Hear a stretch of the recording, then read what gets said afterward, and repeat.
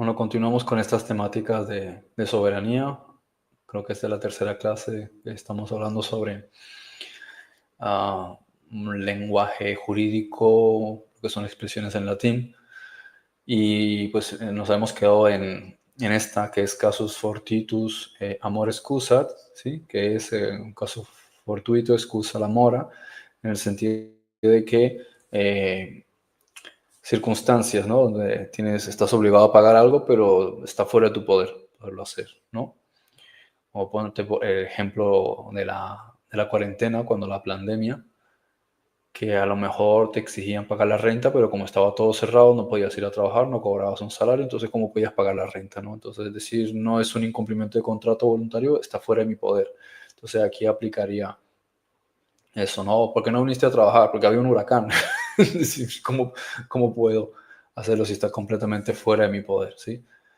Entonces, pero en este caso, en cuanto a los pagos que hay que hacer, ¿no? Entonces, ¿por qué no se ha pagado esto? No se ha cumplido que con las cuotas o algo que económicamente se tuviese que pagar. Entonces la mora se justifica con que está algo completamente fuera de nuestro poder, ¿no? Luego la otra que dice que había temptor, ¿sí? Que dice cuidado por el comprador, es estar uno atento a los tratos que hace comerciales, porque después cuando uno quiere reclamar, dirán, sí, pero es que tú no revisaste que a lo mejor fueron fraude, no prestaste atención debidamente. Cuando, por ejemplo, te estafan o te engañan, digamos que de una manera que se entiende que no había manera que pudieses saber que te estaban engañando, pues, hombre, se puede entender que, te benefician, pero otras veces se podría justificar utilizando esta expresión, ¿no? De que cuando uno va a hacer un convenio, un acuerdo, una compraventa, debería analizar debidamente a quién le está vendiendo o de quién está comprando, para después no decir, no, es que me engañó, sí, pero es que desde el principio, pues también era lógico que uno sea el primero en que analice debidamente con quién va a hacer un acuerdo, ¿no? O sea, si sospechas que te pueden engañar, ¿para qué vas a hacer un contrato con alguien? ¿No? Una compra o lo que sea. Otra expresión dice cesante ratione legis lex ipsa cesat. Me gusta mucho esta frase. Dice, cuando cesa la razón de la ley, cesa la ley misma. Entonces tiene una razón de ser, tiene una lógica, ¿vale? Este principio indica que las leyes se crean para abordar situaciones o necesidades específicas. Y como esas razones ya no se aplican, entonces la ley pierde su relevancia y puede dejar de ser aplicable. Entonces va a depender de una circunstancia. Por ejemplo, una ley declarada durante una crisis como la ley marcial pierde relevancia a medida que la crisis se calma o vuelve a la normalidad, ¿no?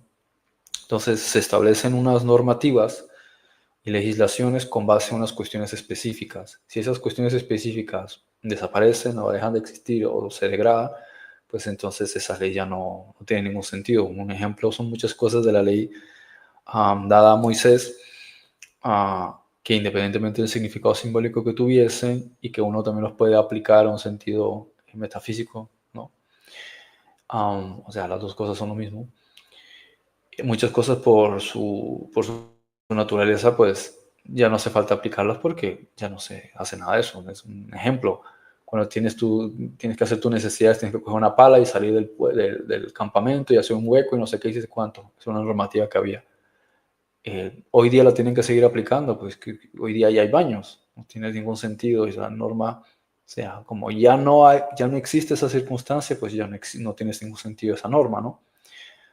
Y así muchas cosas de ese tipo de normativas que tenían en el sentido ya no simbólico, ¿sí? Lo que pudiesen significar simbólicamente, sino en el sentido estricto, quedan obsoletas, ya no se pueden aplicar porque las circunstancias ya no existen.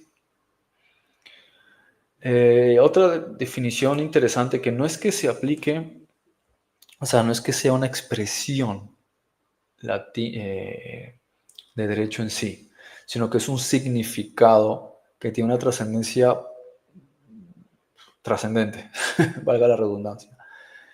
En el año 1666, cuando se provoca el incendio de Roma, se estaba intentando tomar, bueno, eso es lo que dicen las malas lenguas, los libros de historia.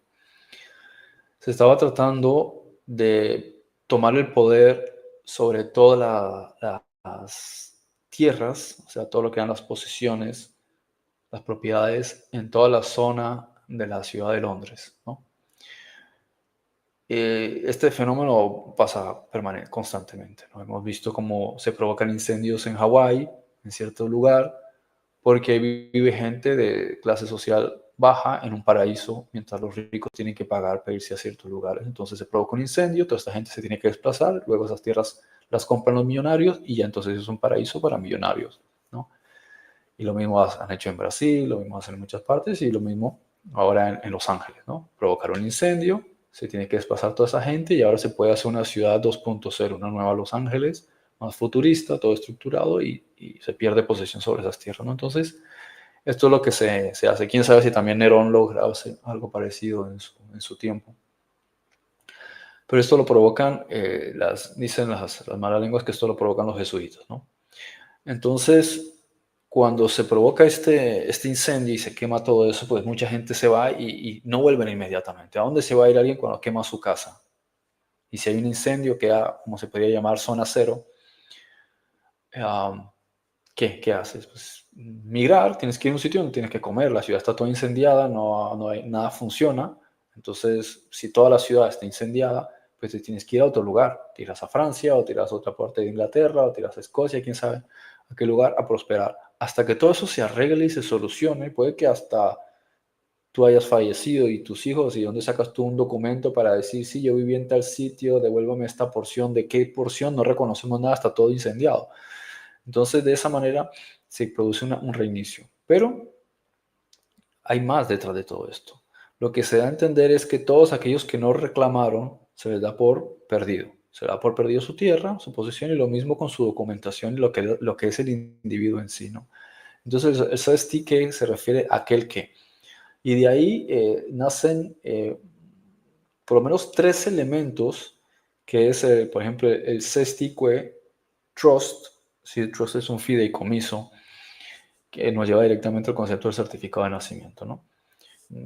Esto es muy largo ahora para ponerme a explicarlo todo, pero lo pueden revisar en el diccionario de gramática cuántica que está en la parte de documentos de la página web. Y pues también se puede descargar de Amazon, incluso si quieren aportar con un par de euros en Play Store y en Amazon, porque en Amazon no deja subir las cosas gratis. Entonces hay que poner que sea un precio simbólico. Bien, entonces ahí ya pueden encontrar la descripción un poco más larga. El sestique trust entonces es el fideicomiso que se crea, ¿sí? Del sestique vie. ¿Quién es el sestique vie? El sestique vie es toda aquella persona que vie, es decir, que vive. Entonces, aquel que vive, sestique vie, aquel que vive tiene que reclamar que está vivo. Tiene que venir y decir, porque han por sentado que estoy muerto, porque han por sentado que he perdido mis tierras, que he perdido mi propiedad. Entonces, este elemento sirve a partir de entonces, de 1666, para extenderse, o sea, se extiende a muchas más partes del mundo y sirve como razonamiento para decir que si nadie reclama que está vivo en los primeros 6 años desde que se firma, se registra el certificado de nacimiento, se entiende que la persona está muerta, o sea, la persona real está muerta.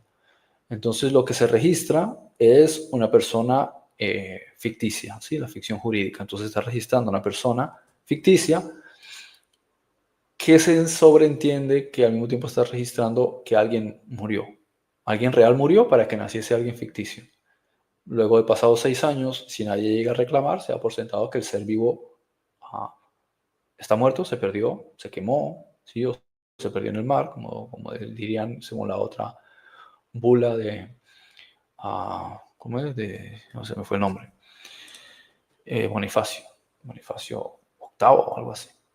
Bueno, entonces se da por sentado que esa persona está muerta. La persona real está muerta, entonces ahora muere la persona real, no nace, muere la persona real, y nace la ficción jurídica. Entonces la ficción jurídica es la que está bajo poder del Estado, porque es la que se somete al derecho positivo y todas sus legislaciones, mientras que el ser real, que como si no reclama, si no dice, hey, si estoy vivo, avisar que sí estoy vivo, ¿sí? Que él creyó que el certificado de nacimiento era para decir que había nacido una persona. En realidad la que nace es una persona jurídica, ¿sí? No una persona real. La persona real se da por sentado que murió, que fue abortado, que en el nacimiento murió porque como nadie lo registró, nadie dijo, mira, hay una persona viva, sino que lo que registramos fue un ser ficticio, entonces se empieza a trabajar con el ser ficticio.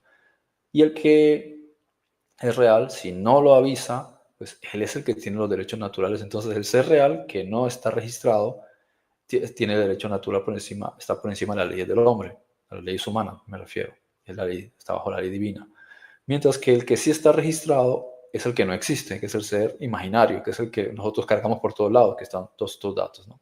Entonces, este es el SESPIQB es el que realmente vive al que se refiere, y con base en él se crea el SESPIQ Trust, o sea, el ficticio, ¿sí? El SESPIQB es el que tiene que decir, hey, aquí estoy. Entonces, con base en el que sí existe, que se da por sentado que o se incendió, o se quemó, perdón, quiero decir, o se ahogó, se crea entonces el SESPIQ Trust, que es la ficción jurídica, ¿no? El falso. Luego hay otro concepto, no sé si lo puse aquí, Sestique use, sí, que sea de utilidad. Y bueno, ese es el rollo que se puede utilizar.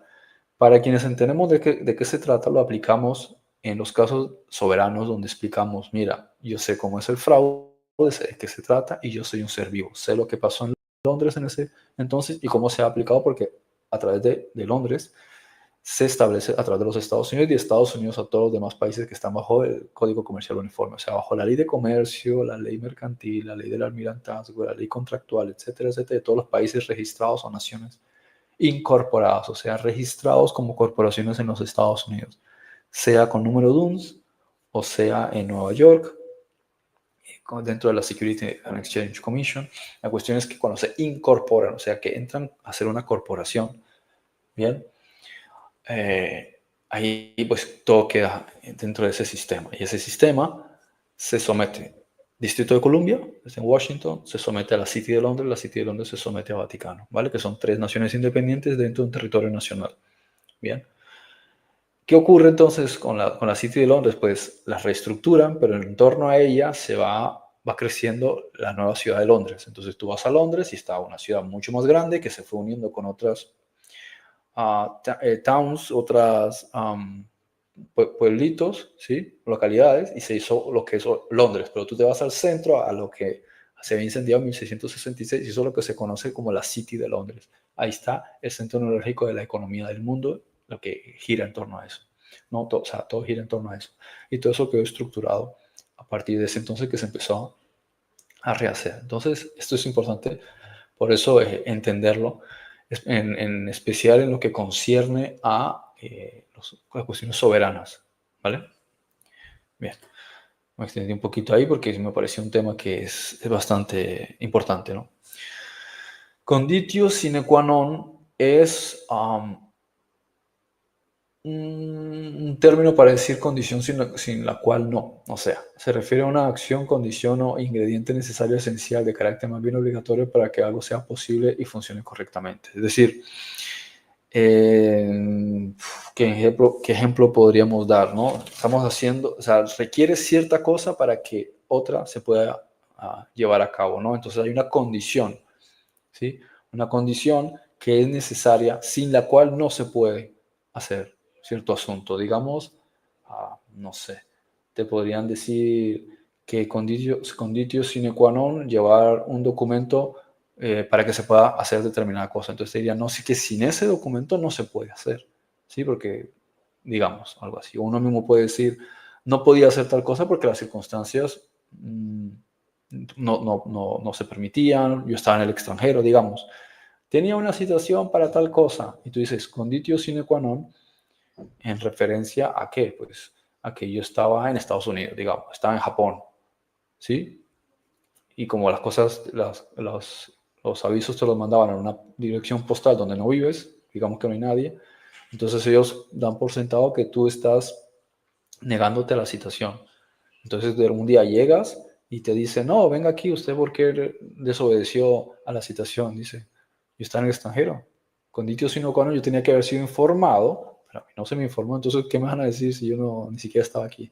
Y entonces son unas condiciones lógicas para que se pueda aplicar algo, porque sin eso, entonces no me puedes decir que yo no he querido hacerte caso porque sencillamente yo no estaba. Bien, se parece un poquito a lo de antes sobre la economía, lo que decíamos, por ejemplo, de por qué no has hecho unos pagos, por qué no has pagado el teléfono, por qué no has pagado la renta, ¿sí? Entonces, tú dirías, condición sine qua non, ¿en cuanto a qué? Pues al trabajo. Si no tengo trabajo, ¿cómo voy a poder pagarte yo las cosas, no? Es decir, pero en el sentido de que se entiende que no has podido trabajar porque hay una cuarentena, ¿sí? O sea, es importante entender eso, ¿no? Es una condición que es necesaria para aplicar algo. Si esa condición no existe, pues dice que es necesaria esa condición para poder hacer lo que estás pidiendo, ¿no? Luego está consenso Fahid Lehem, que es algo muy, muy lógico en el concepto de lo que llamamos el consuetude o lo que es el consenso, el hecho de que todos tienen que estar de acuerdo. Es una cuestión que que se ha ido como degradando, pero en realidad es lo que tendría que ser lo que establece las legislaciones dentro de una nación, de un pueblo. No es que las tengan que estar estableciendo políticos y de ahí los legisladores las ponen, sino que tiene que ser el pueblo el que las decide. O sea, es el hecho de que todos juntos son los que determinan si esto lo hacen o si no lo hacen, y eso no se ha aplicado. Sí, esto es lo que es derecho natural, perdón, lo que es el derecho común. No es lo que digan los políticos. O sea, es como decir, 60, digamos, 50 diputados dicen que hay que hacer tal cosa para que la obedezcan 7 millones de personas. Eso no tiene sentido. Las 7 millones de personas son las que deberían decirles a ellos lo que ellos tienen que hacer. Entonces, hay una confusión, hay una contradicción, las cosas se hacen exactamente al revés. ¿Sí? Entonces, el consenso es del pueblo. Pero bueno, lo que se da a entender es que como el pueblo supuestamente vota, como el pueblo vota, es para que supuestamente esos representantes tomen decisiones, entonces el consenso queda entre ellos. Si son 100 diputados, pues por una mayoría se aprueba que sí, o lo que sea. Entonces el consenso entre ellos. Lo lógico fuese que el consenso fuese entre una mayoría del pueblo, ¿no? Pero bueno. De todas maneras, también es cierto que hay que considerar que si el pueblo se pone de acuerdo, o sea, invalida lo que los otros vayan a decir, porque es que los otros están ahí para hacer lo que el pueblo determina, o sea, la voluntad del pueblo. Pero si no están haciendo la voluntad del pueblo, el pueblo le puede decir, mira, estás haciendo lo que está en mi contra, yo lo que pienso es lo contrario. Así que vas cambiando eso ya. Bueno, contractus lex, típico, sí, que el contrato es ley. O sea, se entiende que toda cosa que se establece, que se escribe, que se documenta, que se constata, se considera que es una ley. Lo hemos visto, por ejemplo, en el caso del pueblo de Israel, cuando entra a Canaán, ¿sí? Perdón, cuando pasa por el Sinaí, entra a Canaán, que se les dice, apliquen esto y aquello y yo les voy a dar ciertas bendiciones, pero si no lo aplican, pues les va a ir mal. Entonces todos están de acuerdo, entonces como todos están de acuerdo, sí, hay un consenso entre ellos, ellos tienen que seguir ciertas pautas para que, digamos que se considere ese contrato, porque lo que es la ley del Sinaí es una forma de contrato. Yo cumplo mi parte, tú cumples tu parte. Entonces, como los dos estamos de acuerdo, eso se considera ley. ¿Sí? Entonces, todo contrato, que en este caso el contrato era las normativas de la Torah. ¿Sí? Eso es lo que establecía el contrato. Y había muchas formas de poderlo simbolizar, por ejemplo, con la circuncisión, etcétera. Bueno. En otros casos, el contrato es escrito, pues ya por la cuestión de ley, por la ley marítima. Entonces, en el momento en que dos partes firman algo, si las dos partes están de acuerdo, ya lo pueden someter al sistema judicial, decir, mira, los dos estuvimos de acuerdo. Así es como nace el concepto que ya tenía sus bases en el derecho romano, pero por causa del derecho mercantil y marítimo, toma mayor forma, ¿no? Ya se establece. Entonces de ahí viene la expresión contractus lex. El contrato es ley, entonces se aplica legalmente. Se aplica dentro de la jurisprudencia, perdón, de la jurisdicción de quien esté, pues, para manejarlo, ¿no? Jueces o lo que sea.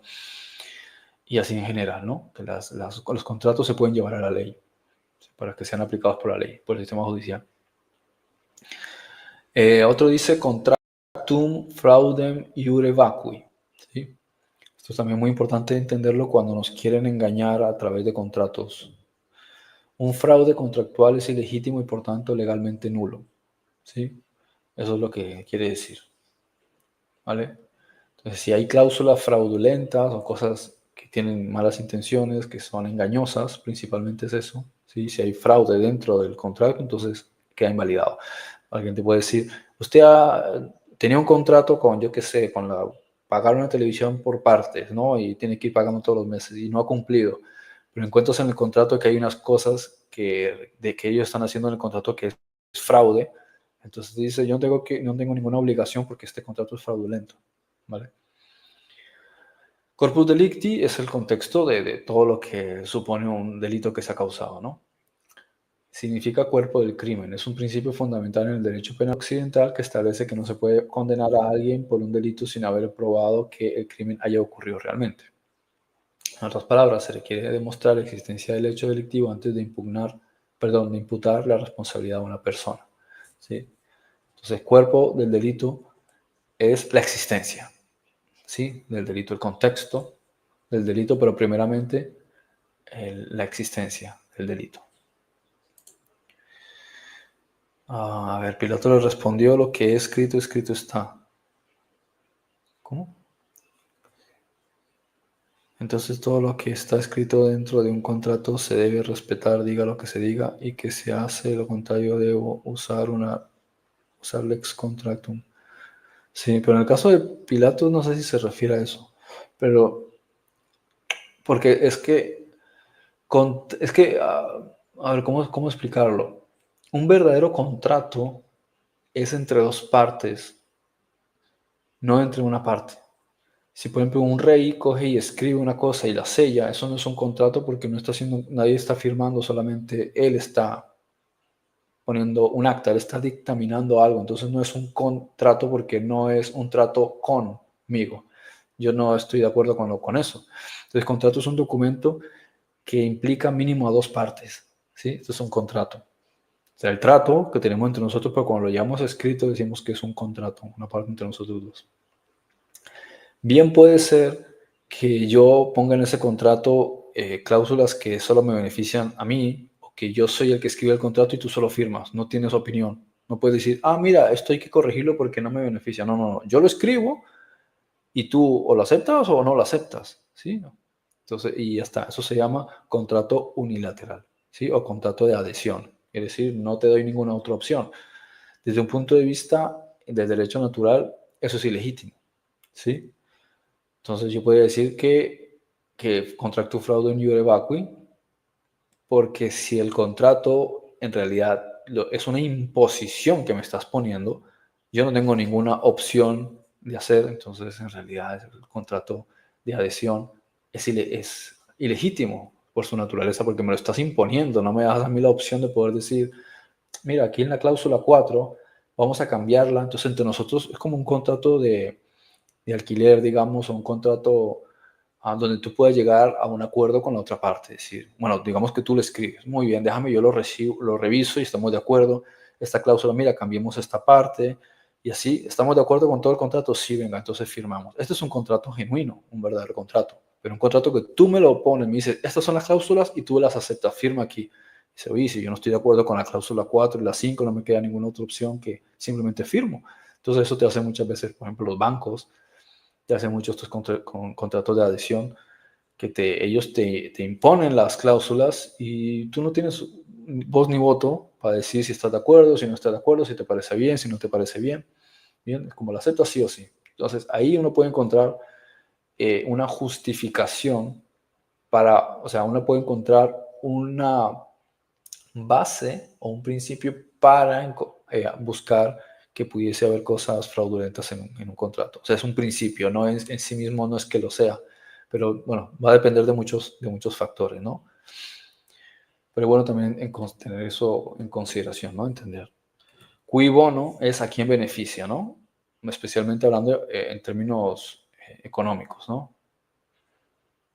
A ver, es una locución latina que traduce como a quién beneficia o quién se beneficia. En el contexto de la investigación y detectivesca se utiliza para determinar quién puede estar detrás de un hecho o evento, que usualmente la gente actúa en función de sus intereses o beneficios. Qui bono. Sí, determinar la responsabilidad de un delito. ¿Quién puede estarse beneficiando del resultado de este hecho? Vale. Con un grano salis es hacer las cosas con un grano de arena. Quiere decir de poquito en poquito y con sabiduría. Se suele decir que o sea, que la expresión se refiere a con precaución y prestando mucha atención. La locución latina con grano salis traducida literalmente significa con un grano de sal. Figurativamente significa que uno debe aplicar una capa de sano escepticismo a una determinada afirmación y no darla por certeza absoluta sin haberla constatado antes debidamente. ¿Sí? Analizar todo debidamente, ¿sí? Pasito por pasito con sabiduría. Vale, quedan aquí estas dos. Hay más, simplemente aquí es donde de momento las he guardado, las he copiado. De facto es algo que es así por los hechos mismos, ¿no? Diferente de jure, que es algo que es así porque la ley lo establece, ¿vale? Entonces, de jure es por virtud o por ministerio del derecho de la ley o de la ley, ¿sí? Mientras que de facto es algo que se hace, digamos que por la fuerza de los hechos, ¿no? Aunque carezca de reconocimiento jurídico, ¿no? Entonces podemos hacer algo. Yo digo, por ejemplo, voy a hacer algo, voy a, no sé, hacer un hueco en la terraza de mi casa, ¿no? Tengo un espacio grande por detrás de mi vivienda y simplemente quiero hacer las cosas, ¿sí? Entonces yo puedo tomar la decisión de facto de que hago el hueco ahí, pero no es necesariamente que sea jurídicamente, como suelen decir por ahí. ¿Tienes permiso del ayuntamiento o de la alcaldía? ¿Has pedido un permiso para hacer o trabajos de obra menor o trabajo de obra mayor? ¿O tienes permiso para esto? Tienes que pedir una licencia. Entonces, de jure tendrías que pedir un permiso para hacer eso.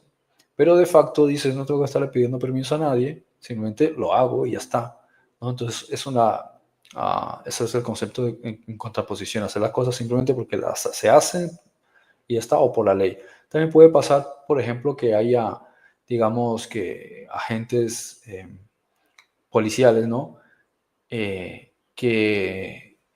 estén actuando de forma determinada y analiza lo que están haciendo y no están haciendo eso desde el punto de vista legal. Entonces lo están haciendo por la fuerza, lo están haciendo de facto, es decir, porque somos la policía y ya está.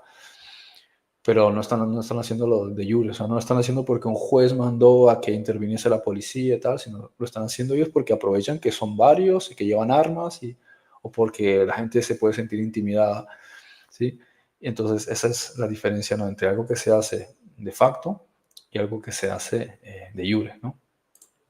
Bueno, no sé si tiene alguna otra pregunta por ahí.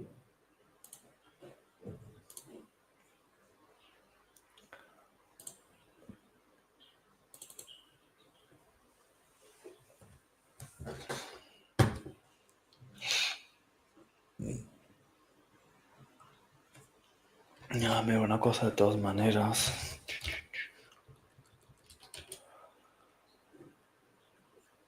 A ver, acuerdo tácito. Sí. De todas maneras, quiero ver si hay aquí. A ver. Voy a cerrar. Un segundo.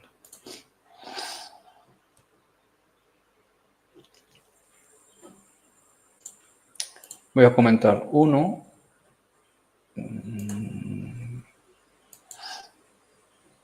Solamente para aportar un dato adicional. Del eje lata, se refiere a según la ley existente o de derecho vigente, ¿sí? Se utiliza en el ámbito jurídico para referirse a la legislación actual y vigente en un determinado momento, ¿vale? De omni... no, eso no es. No, esto tampoco. De visu, que ha sido visto directamente por alguien, puede ser un documento que ha sido visto. Otra sí interesante, ya lo miro directamente en el diccionario que hice. Es un trabajo de por lo menos 3 años. Está disponible gratuitamente. Declaration on Orden, decreto administrativo. Bueno, sí, creo que de momento lo dejamos ahí. Luego ya sigo organizando, cojo, para no perder tiempo, elijo simplemente las expresiones latinas más interesantes, o sea, más de utilidad. Sí, porque si me pongo ahora a buscar uno por uno, se nos pasa el tiempo aquí. Algunas son expresiones coloquiales comunes que vienen desde el tiempo del Imperio Romano. Algunas se han adaptado a otras culturas de Europa y ya se quedan, como puede ser latinas, algunas puede ser, incluso se utilizan expresiones francesas, ¿sí? Sí, otros son nombres de bulas, o expresiones muy típicas que utilizaban también reyes. Sí, bueno, no hay mucho más así. Voy a buscar entonces en otro momento. Bueno, a ver qué preguntas hay por aquí. Dice, pero si firmo la hoja o documento sin leerlo, por tanto, ¿debo cumplirlo? Te pones en compromisos, claro, que te pones en situación. Ese es el asunto. A veces me ha pasado en algún sitio que me dicen, puede firmar el documento y esperan que yo simplemente lo firme, ¿no? Y les sorprende verme que me siente y que me ponga a leerlo. Y me dice, ¿te vas a poner a leerlo? Digo, claro, me va a firmar algo que no sé. Entonces, como que esperan que uno, de buena fe, o por fe o por confianza, simplemente asuma que está de acuerdo con todas las cláusulas de un contrato sin siquiera haberlo leído. Entonces, yo siempre que puedo descargo cualquier documento que voy a hacer, cosas online que voy a hacer, descargo cualquier documento, siempre tengo todos los documentos, todos los contratos, perdón, bueno, un documento, todos los contratos de cualquier cosa, siempre tener una copia y siempre que se pueda revisarlo. Llega un momento en que no te hace falta leerlo todo, sino que simplemente vas a las cláusulas, ¿sí? Hay cláusulas que ya dices, "Uy, aquí no hay ningún misterio, ¿sí? Cláusulas de seguridad, por ejemplo, que no te vas a dar en un ojo, ¿sí? Bueno, me salto esto, voy a lo importante, mis obligaciones en el contrato, o sea, lo que yo me comprometo a cumplir en el contrato, cualquier cosa que pueda haber que esté fuera de lugar, ¿sí? Entonces, que alguien le pueda molestar, que uno se tome el tiempo, es que es prudente que uno se tome el tiempo. De todas maneras, como he explicado ya muchas veces, cuando ya empiezas a entender cómo funciona el sistema, no solo abrevias y acortas, sino que sabes que si en algún caso te la quieren jugar, tú dices, serás jugado a la ficción jurídica, por un lado, ¿no? O sea, yo no estoy obligado porque yo no soy una ficción jurídica. Por un lado, o sea, por un lado, si queremos ser simplistas, pero eso también tiene otras implicaciones por otro lado. Pero por otro lado, pero por esta parte, está el hecho de que tienes que saber muy bien cuáles son las diferentes cláusulas, porque si hay, ¿cómo podríamos decir? Vicio, sería la palabra que se utiliza, ¿no? Algo que está viciado, es decir, que tiene trampa.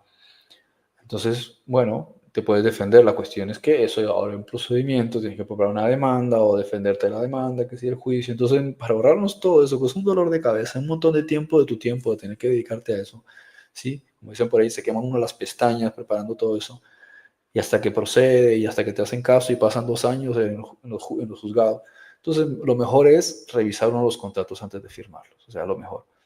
Y por si acaso, bloquear, como les explicaba en el asunto del UCC. ¿Sí? Bloquear la firma, poner los derechos reservados, sin recurso, etcétera, etcétera, para que después no vengas uno a estarlo molestando. ¿Sí? Te llega una citación, la lees, contestas a la cita y dices, mira, no reconozco esto porque si revisan el contrato, eso está bloqueado. Y lo que le están escribiendo es una ficción jurídica, yo soy un ser real. Entonces, bueno, todo esto es un procedimiento, es todo un estudio, ¿sí? Todo un aprender, un conocimiento. Eso es aprender uno a ser soberano sobre sí mismo. Esa es la finalidad de estas clases, de estas temáticas, ¿vale? Y no es estarse rebelando contra nadie, ni es un ultra, ¿cómo llamaríamos? Una ultra anarquía o una pseudo anarquía, como se debería llamar, sino simplemente entender uno que estamos dentro de un juego, de un sistema que se ha creado y puedes aprovecharlo para bien, pero si ves que te quiere hacer daño, pues te defiendes de eso. Eso es lo importante, tampoco tomárselo uno a pecho. Un verdadero contrato debe ser redactado y firmado por ambas partes. Hombre, un contrato idóneo debería ser redactado por ambas partes. Eso sería lo idóneo. Pero sí es cierto que un contrato no es válido si no está firmado por ambas partes. Es decir, me da un documento que está firmado por otros. Toma, yo no lo he firmado y no estoy de acuerdo con esto. Yo tengo que firmarlo para que después tú me puedas reclamar y decir, mira, que tú firmaste aquí, o sea, pusiste tu poder, dijiste que estabas de acuerdo. Es una cuestión de honor. ¿Sí? Pero si yo no lo he firmado, yo no estoy obligado. ¿Sí? Es como igual tú y yo hacemos un contrato, pero una tercera persona dice, sí, porque yo me puse de acuerdo con él. Dice, sí, pero es que tú no estás en el contrato. Yo no tengo ninguna obligación contigo. Entonces el contrato obliga, ¿sí?, a las dos personas que firman, no a otros. Ni te puede obligar a ti si tú no has firmado. Entonces tú tienes que firmar. Si te da un documento que no está firmado, eso no tiene validez alguna. ¿Sí? Imagínate, yo ahora escribo un documento y pongo, soy el rey de Europa. Deme todos sus tributos. ¿Tú te crees que alguien me va a firmar eso? Cualquiera dirá eso, si tú lo escribes tú, ¿por qué tenemos con nosotros que ceñirnos algo que tú quisiste escribir? A ver, porque la justicia es ciega, porque no ve. No, la expresión se refiere a que no ve entre una cosa y la otra, ¿sí? Como diríamos en la Biblia, no hará el juez acepción de persona, ni velará por el uno en beneficio del otro. Eso es lo que se quiere dar a entender, ¿no? Por ejemplo, en los contratos de Disney dicen que ellos no se hacen responsables si te pasa algo en Disneyland, pero la firma la haces aceptar los términos y condiciones de Disney Plus. No sé, no sé, yo cuando estaba en Disney no me mostraba nada de eso. Bueno, no, bueno, yo no estuve en Disney, estuve en otros de los parques hace mucho tiempo. Es posible, pues sí, porque se pierden tantos niños allá que ellos evitan después responsabilidades. Entonces, claro, no sé cómo funciona eso. Pero lógico que todos son cuestiones a veces trampa, porque ellos lo que quieren, lo que muchas veces se hace con esto es cubrirse las espaldas. Tú firmaste, conste que tú dijiste esto, yo no me responsabilizo legalmente de la cuestión, ¿no? Eso es lo que se busca. Entonces, poder darle la vuelta a un contrato, ¿sí? O cambiar las cosas, requiere conocimiento, tiempo, análisis, dinero, tienes que estar pagando esto, pagando lo otro, y paciencia hasta que todo eso se resuelve. Entonces, lo mejor es revisar uno debidamente los contratos, no firmar uno lo que uno no entienda, o incluso pedir consejo a alguien que entienda el tema antes de firmar cualquier cosa. Bien. ¿A poco tiene validez un contrato digital solo con darle a aceptar a un botón? Eso es uno de los problemas con las cuestiones digitales, que te dicen, da tu consentimiento. Tú no has firmado nada, no has puesto ninguna huella, no has puesto ninguna cláusula, no te dan opción de nada. Es igual que cuando te mando un documento con casillas. Ponga X aquí y X aquí. Si yo no estoy de acuerdo, no puedo dar el siguiente botón para continuar a la siguiente página o darle a aceptar. Entonces, ese es uno de los problemas que hay con todas estas cuestiones de la digitalización, que cada vez te privan más de poder tener una opción de refutar un contrato. Si ya de por sí muchos de los contratos se hace difícil poderlos refutar, o no refutar, sino llegar a un acuerdo con la parte con quien te está dando un documento, un contrato, cuando ya se lleva al ámbito digital es demasiado abstracto, y al final es que en realidad el que sale perdiendo es uno mismo, ¿no? Porque no tienes opción de decir, con esto estoy de acuerdo, con esto no, porque si no, no te deja pasar a la siguiente página, ¿sí? Es decir, sí o sí. Eso es un contrato de adhesión tiránico. Así que, bueno, así como lo quieren hacer, igual que la firma digital, ¿sí? Muchas cosas ahora ya te quieren que se haga una firma digital, Es que la firma digital a mí me quita completamente el poder. Sí, porque yo no tengo capacidad de manipular esto. Eso está en un mundo abstracto, digital, no hay un papel escrito, no. Pues, son cosas que presuntamente, con el afán de que ellos dicen de querer facilitar las cosas, en realidad le están quitando a uno cada vez más su capacidad de poder tomar control de algo, ¿no? Sí. También hubo un hombre que se volvió millonario por demandar a la empresa Red Bull porque él dijo que Red Bull no le dio y ganó el caso. Entonces, sí es posible ganarle a una empresa, a una organización grande. Claro, claro. Por eso Red Bull tuvo que cambiar un poquito el concepto, ¿sí? Porque es verdad, si tú dices que te da alas y no me da alas, entonces me estás engañando, es propaganda engañosa. En Estados Unidos funciona mucho eso porque tú dijiste que da alas y la persona está reclamando que no le ha dado alas. Puede que la lógica diga una cosa, pero es que en la publicidad tú estás engañándolo. Pero bueno, bien, pues nada, por hoy concluimos. Sí, ya seguiremos entonces con más temáticas del lenguaje jurídico latín, ¿sí? Especialmente aplicable. ¿Sí? Bueno, concluimos entonces.